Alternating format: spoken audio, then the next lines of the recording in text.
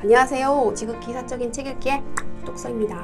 안녕하세요. 똑진입니다. 와, 똑치님 우리 진짜 오랜만에 만나요. 네, 그렇네요. 저희가 그 전에 새로운 책으로 시작을 하려고 했던 책이 있었어요. 그렇죠? 네. 칼융의 네. 근데 그 책은 너무 학문적인 용어로 번역이 되어 있어서 저희가 전공자가 아닌 이상 이거를 곡해해서 받아들일 수 있겠다. 그리고 우리가 읽은 거를 리뷰하는 것이 잘못 이해하고 받아들여서 해석할 수도 있겠다라는 생각이 들어서 가감히 적어봤죠. 3분의 1은 했죠. 저희 나름은 서로 공부를 했거든요. 네. 근데 리뷰는 하진 않았습니다. 아무튼 그래서 오늘은 새로운 책으로 시작을 해요. 바로 짜라투스트라는 이렇게 말했다. 정말 이 책을 하게 돼서 너무나 저는 기쁩니다. 이 책을 읽겠다고 제가 혼자 한 3년 전에 산 것 같은데 2, 3년 전에 읽다가 한 3분의 1도 안 읽어서 포기했어요. 너무 어려워가지고 못 읽겠어요. 너무 어렵더라고요. 네. 그래서 이번에는 꼭 한번 읽어봐야지 했는데 똑치님이 흔쾌히 이 책을 하시겠다고 해가지고 네. 너무나 감사한 마음으로 같이 공부하고 있습니다. 네. 저도 고등학교 때 왜 이렇게 약간 겉멋이 들었을 때 한 권씩 끼고 다니는 책이었잖아요. 그때 이 첫 번째 1장에 나오는 그 세 가지 정신 변화 거기까지만 읽고 도저히 못 넘기겠는 거예요. 그래서 많은 분들이 그 시기에 보다가 포기한 책? 네. 끝까지 아마 많이는 시작은 했을 텐데 끝까지 읽은 사람은 그렇죠. 많진 않을 것 같아요. 그래서 제목을 아는 사람들이 되게 많을 것 같아요. 맞아요. 그리고 읽었다 해도 과연 이것을 이해할 수 있는 사람이 얼마나 될까라는 의심도 들어요. 맞아요. 네. 근데 저희가 한번 이번에는 똑치님하고 한번 읽어보려고 합니다. 저희도 100% 이해했다고 말할 수는 없어요. 감이 없죠. 네. 이게. 그래서 저희가 이제 참고한 이 책만으로는 정말 솔직히 어렵습니다. 이해하기. 그래서 참고한 자료가 있어요. 그걸 한번 말씀드리고 싶어요. K무크라는 온라인 공개 강좌 서비스가 있어요. 와, 저는 이걸 정말 강추드립니다. 서울대 인문대학 철학과 교수님인 박창국 교수님의 니체 읽기 인문고전 짜라투스트라는 이렇게 말했다. 이런 강의가 있어요. 이 강의를 듣고 이 책을 읽으면 정말 이해가 쉽습니다. 네, 완전 강추합니다. 정말 강추해요. 저 정말 감사하고요. 박창국 교수님 저를 모르시겠지만 정말 제가 인사드려요. 너무 덕분에 짜라투스트라 이렇게 말했다. 쉽게 읽고 있습니다. 정말 감사드립니다. 저도 감사드려요. 그리고 유튜브에 EBS 인문학 특강에 니체, 신이 죽은 시대를 말하다. 포항대 교수였던 이진우 교수님의 강의가 여러 개 있습니다. 그거 다운받아서 들었어요. 이것도 전반적인 니체의 사상, 삶을 이해하기에는 정말 쉽게 잘 풀어주셨거든요. 읽으시면 좋습니다. 그리고 유튜브 채널 플라톤 아카데미 TV의 지혜의 향연 거기에서 홍익대학교 철학박사 백승현 교수님이 짜라투스트라는 이렇게 말했다를 강의하신 게 있어요. 한 1시간 넘는 분량이죠. 이것도 참고해서 읽었습니다. 저희가 이 책만으로는 너무나 이해하기 어려워서 이런 강의를 참고해서 저희가 같이 공부를 하려고 합니다. 네, 처음에 그러면 짜라투스트라는 이렇게 말했다는 과연 어떤 책인지부터 얘기하고 넘어가야 될 것 같아요. 총 4부로 구성이 되어 있어요. 1883년에서 1885년 사이에 4부가 각각 따로따로 출판이 되었거든요. 그게 나중에 한 권으로 묶여져가지고 출판된 책입니다. 이 책은 저희가 처음에 말씀드렸다시피 상징과 비유, 풍자, 패러디와 같은 암시적인 글이라 쉽게 이해할 수 없습니다. 정말 읽기 어려운 책입니다. 그러면 과연 이 짜라투스트라는 누구인가? 이 사람은 실제로 역사적으로 실존했던 인물이에요. 바로 조로아스터교의 창시자였습니다. 조로아스터교는 기원전 6세기 똑치님 기원전 6세기 하면 5, 6세기, 4세기, 5세기, 6세기 요때 정말 지식의 폭발이 일어났던 시대였죠. 알렉산드리아 대도서관 네. 저희 코스모스 공부할 때 이 얘기를 했었죠. 네, 맞아요. 그때는 왜 이렇게 깨어난 사람이 많은가. 그때 아마 우주의 초신성이 폭발해서 있지 않을까 우리끼리 막 우스갯소리로 얘기를 했는데 그때 중국의 춘추 전국시대 그때 제자 박가 사상이 나왔고 플라톤, 그리스 그때 시대의 그리스, 소크라테스 엄청 많은 지식인들이 출연했던 시대예요. 이때 당시에 조로아스터교도 나왔다고 합니다. 그러니까 조로아스터교는 처음에는 그 선과 악을 대립적으로 보는 이원론 입장이었다고 해요. 근데 나중에 이제 성찰을 통해 가지고 이원론이 인간을 병학하게 만든다는 사실을 깨닫고 성악을 넘어서는 입장을 취했다고 합니다. 그래서 니체는 이렇게 자신이 잘못된 것을 인정하고 진실되게 받아들이는 조로아스터교, 그 자라투스트라를 굉장히 진실된 사람이라고 평가를 해요. 그래서 조로아스터, 자라투스트라를 자신의 분신으로 삼았습니다. 이 책의 부제는 만인을 위한 책이지만 그 누구를 위한 것도 아닌 책이라고 합니다. 이때 만인을 위한다, 모든 사람을 위한다라는 건 이 책을 읽고 이해하면 모든 사람이 도움을 받을 수 있는 책이에요. 그런데 그 누구를 위한 책도 아니래요. 그러니까 아까 말했다시피 이 책을 읽었지만 쉽게 이해하고 실현할 수 있는 사람은 없다는 거예요. 너무나 어려운 거예요. 그래서 그 누구를 위한 책도 아니라고 얘기를 합니다. 너무 웃기죠? 이 책에서 니체는 인간은 자신을 초국해야 하는 위버맨시가 될 것을 주장을 합니다. 위버맨시는 예전에 번역하기는 초인으로 번역을 많이 했어요. 하지만 요즘에는 그게 오해를 불러일으키는 초능력자로 해석이 될 수 있어서 그냥 독일 원문 그대로 위버맨시라고 번역을 합니다. 이 사람을 보라 해서 니체가 이렇게 말을 했어요. 나는 자라투스트라를 씀으로써 인류에게 가장 큰 선물을 주었다 라고 말을 했습니다. 그러니까 이 책을 읽고 이해하면 정말 인류에게 가장 큰 선물이 되는 거죠. 그리고 이 책을 썼을 때 이렇게 말을 했습니다. 영감에 사로잡혀 쓴 책이다 라고. 근데 그 영감을 어떻게 말했는지 한번 보면 사람은 받을 뿐 누가 주는지 묻지 않는다. 그 영감은 누가 주는지 몰라요. 그냥 받아만 드릴 뿐이에요. 그리고 그 영감은 하나의 사상이 마치 번갯불처럼 번쩍이듯이 나한테 온대요. 번갯불처럼 순식간에 오지만 그 양은 이루 말할 수 없이 방대해서 이 니체의 자라투스트라 책이 굉장히 두껍잖아요.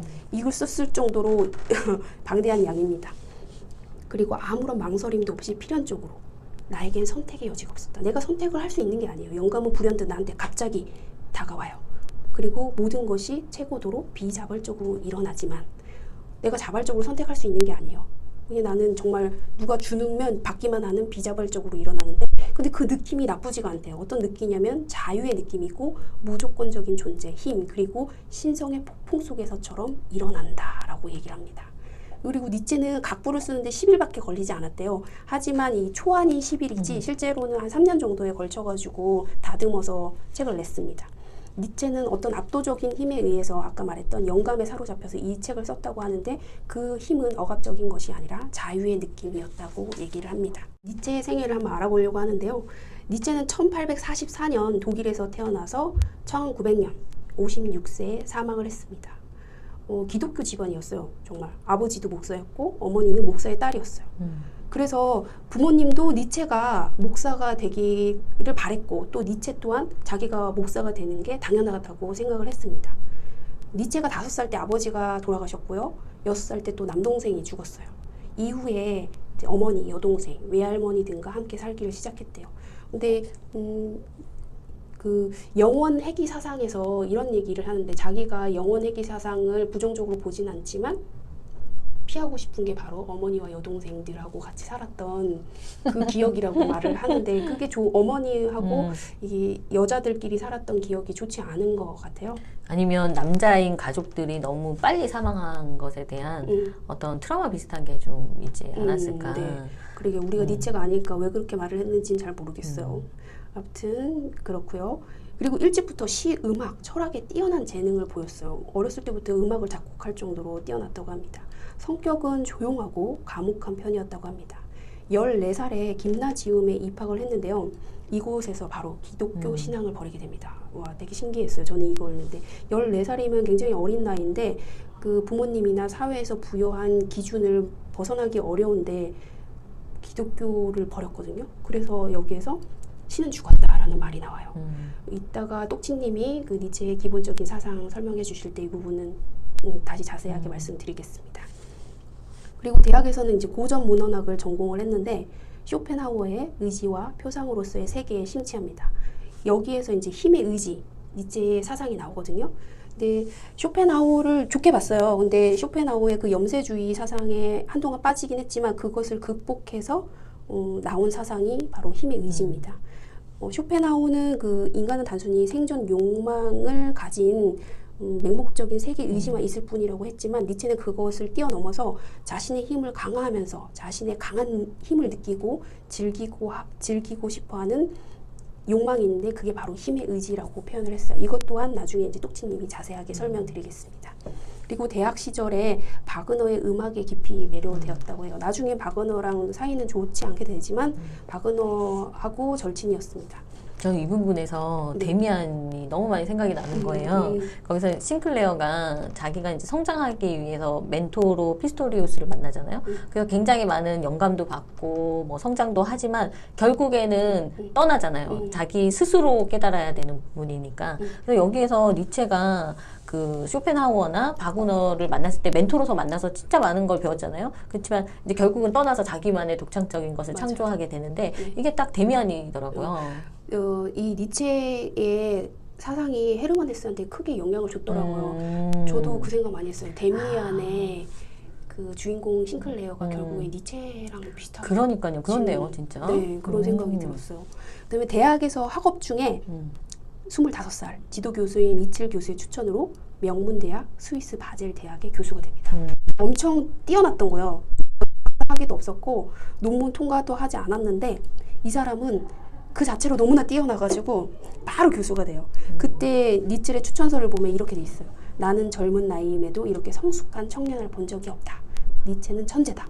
난 자신이 하고자 하는 일은 능히 성취할 수 있을 것이다. 네, 진짜 천재였던 것 같아요. 그렇네요.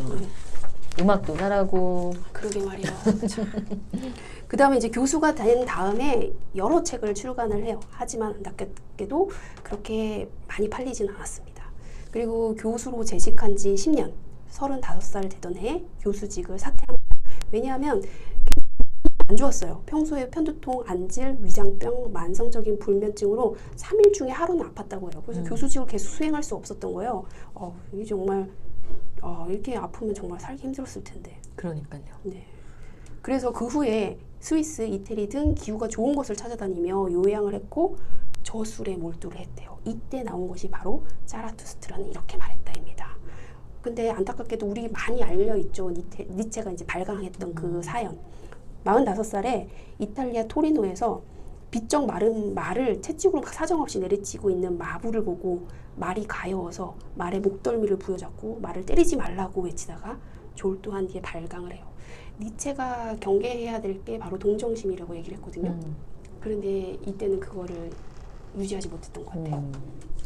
그 말하고 자기를 동일시했던 것 같아요. 그렇게 채찍으로 받고 있다고 생각을 했었나 보죠, 현실에서. 네, 좀 안타깝습니다. 네. 이때 이미 정신적으로 많이 약해진 상태이기 때문에 더 이런 상황이 된 것 같아요. 그리고 45살부터 죽기 전 10년 동안 니체는 어떠한 활동도 제대로 하지 못한 상태였대요. 발광된 상태였고 어머니와 누이 동생의 간호를 받으며 10년을 보내다가 20세기가 시작되던 해 1900년에 사망을 했습니다.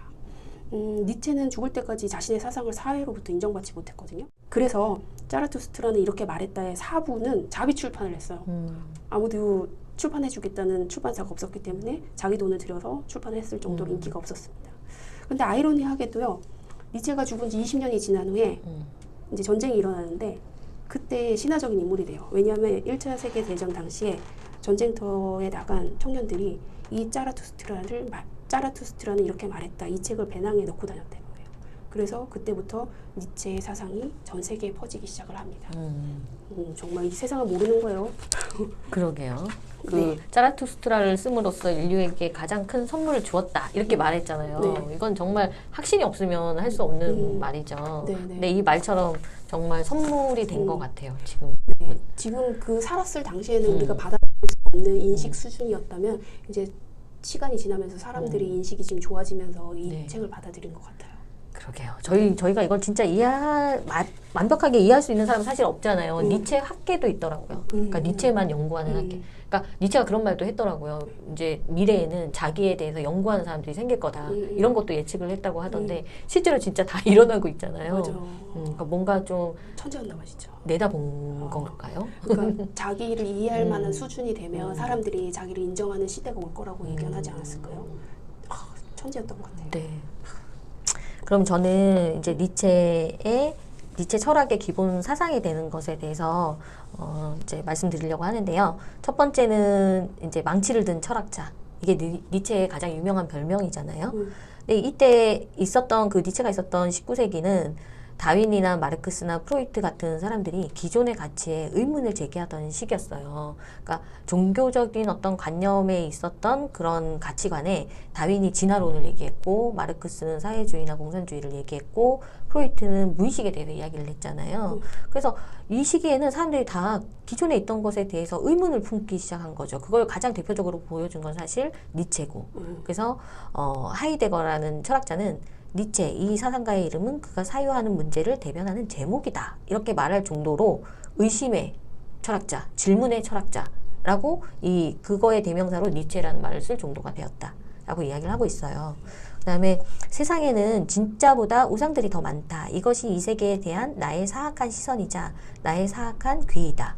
여기서 한번 망치를 들고서 의문을 제기해본다.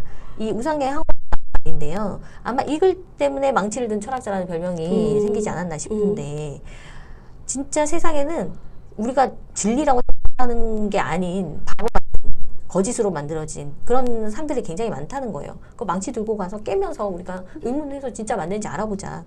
이 정도까지 되게 강하게 이야기를 한 거죠. 그러니까 이 정도의 어떤 영향력을 가지고 말을 하지 않으면 이 시대를 주름잡고 있는 이 가치관을 엎을 수 없었을 것 같아요. 그래서 망치를 든 철학자는 기독교 중심의 서구의 오랜 전통을 깨고 새로운 가치를 세우고자 했기 때문에 붙은 별명이고요. 이 서구의 오랜 전통이라는 것은 고대 그리스의 형이상학에 토대를 둔 기독교적 세계관인 거죠. 그러니까 플라톤의 이데아 사상, 그 다음에 기독교적인 너희가 지금 생활을 어떻게 하냐에 따라서 죽어서 천국 갈 거다, 지옥 갈 거다 말하는 그런 이원론적인 그런 세계관. 이게 절대적 진리다라고 생각을 했지만 사실은 허구다. 이것은 허구다. 인간이 만들어낸 허구다. 이걸 이제 폭로를 한 거죠.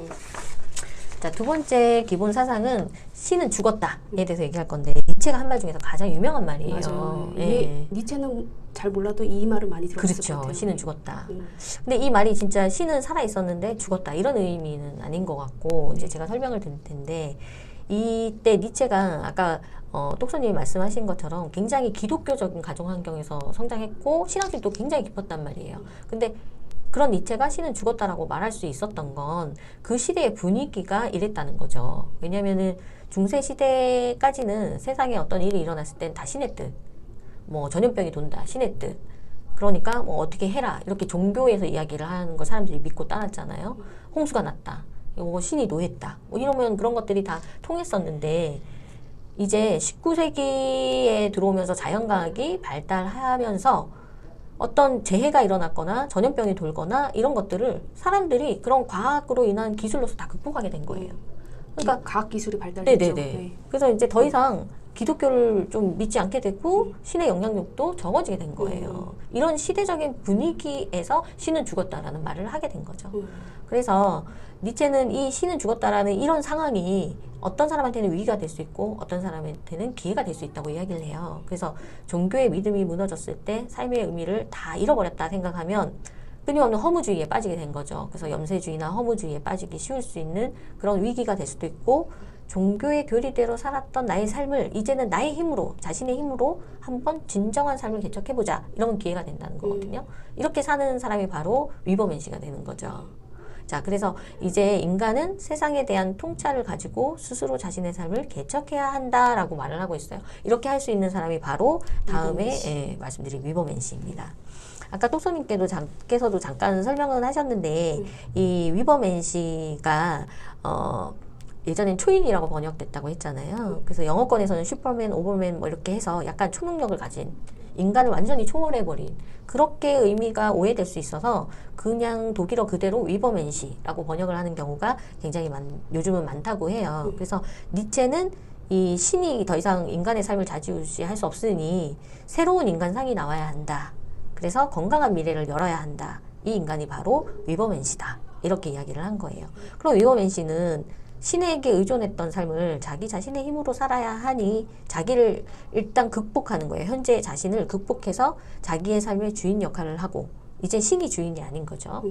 자신의 욕망을 긍정해요. 그러니까 종교적으로서는 욕망을 회피하게 하고 부정하게 만들잖아요. 근데 여기서는 긍정해서 이러한 욕망을 열정으로 우아하게 승화시키는 것. 그러니까 예를 들어서 이제 뭐 종교적으로 성욕은 감추어야 되고 드러내지 말아야 되고 뭐 이런 식으로 교육을 했다면 니체는 이걸 열정으로 승화시켜서 남녀 간의 사랑으로 봐야 된다는 거죠. 굉장히 건강한 느낌 아니에요? 맞아요. 그죠? 네. 기존의 도덕과 가치에 얽매이지 않고 새로운 가치를 창조하는 게 바로 위버맨시다. 이렇게 이야기를 하고 있습니다. 또 이 위버맨시는 모든 인간의 목표가 돼야 돼요. 모든 인간이 위버맨시가 되는 것이 바람직해요. 그러면 모든 인간은 위버맨시가 될 수 있는 어떤 잠재력을 다 가지고 있다는 얘기인 것 같아요. 그래서 더불어서 교육의 목적도 위버맨시라는 인간 유형을 육성하는 것이 되어야 하고 위버맨시에 가까운 사람들만이 결혼을 하고 자식을 낳으면 위버맨시를 낳을 수 있다고 합니다. 요거 굉장히 재밌죠? 네. 재밌는 논리인 것 같아요. 이게 나중에 그래서 나치로 가면 좀 악용이 되는 경우가 있어요. 그래서 네. 오용되고 그죠. 그다음에 이제 말씀드릴 기본 사상은 힘의 의지인데 이 부분 굉장히 흥미로운 것 같아요. 그럼 사람들이 어떻게 자기를 극복하고 어떻게 고양시켜서 위버맨시가 될 수 있는가? 그 답이 바로 이 힘의 의지인데요. 이것도 예전에는 권력의 의지라고 번역이 됐는데 이것도 오해를 살 수 있어서 그냥 힘의 의지로 다시 번역을 한다고 합니다. 그래서 이 힘의 의지는 남을 지배함으로써 자신이 남보다 더 강하고 우월한 존재라고 느끼고 싶어하는 의지래요. 이런 말만 딱 들었을 때는 똑소님 어떤 생각이 드세요? 힘 있는 자가 약한 사람을 괴롭히고. 네. 그러니까 그런 형태가 가장 많이 드러난대요. 네네. 그래서 왕따나 갑질 이걸 이제 니체는 비열한 형태라고 이야기를 하거든요. 근데 이런 의지를 고귀하고 우아한 힘으로 바꿀 수 있는 거예요. 승화시킬 수 있는 거예요. 근데 이거를 어떻게 하냐면 자신의 힘을 진정으로 느끼려면 이 의지를 드러내는 상대방이 최소한 나랑 동등하거나 아니 나보다 우월한 상대와의 힘을 겨루는 거예요. 이래야지 성장하지 않나요? 사실? 맞아요. 나보다 약한 사람하고 그런 걸 겨뤄봤자 뭘 하겠어요. 나의 성장은 없죠. 그렇죠. 그러니까 나랑 동등하거나 우월한 상대와. 그래서 상생을 하고 나도 고양시키고 상대방도 성장하고. 이렇게 하면 상대와 경쟁하면서 상대를 압도하면서 자신이 강하고 위대하다고 긍정하게 되고 이렇게 힘의 의지를 구현할 때 우리는 행복감을 느낄 수 있대요.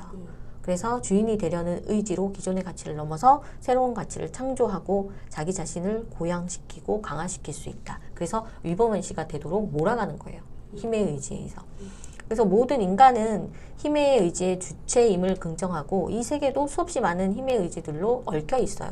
그래서 그 백승현 교수가 예시로 들어준 게 C줄과 날줄로 이루어진 천을 봤을 때 여기서 우리 하나의 C줄 빼면 모양 바뀌잖아요. 날줄을 빼도 모양이 바뀌고 그래서 각각의 C줄과 날줄이 이 하나의 천을 만드는 동등하다. 동등하게 참여했고 다 중요한 역할을 한다. 그러니까 위버맨시가 될 힘의 의지는 누구나 다 동등하게 갖고 있는데 그것 쓰냐 저만큼 쓰냐 쓰지 않느냐의 문제인 것 같아요.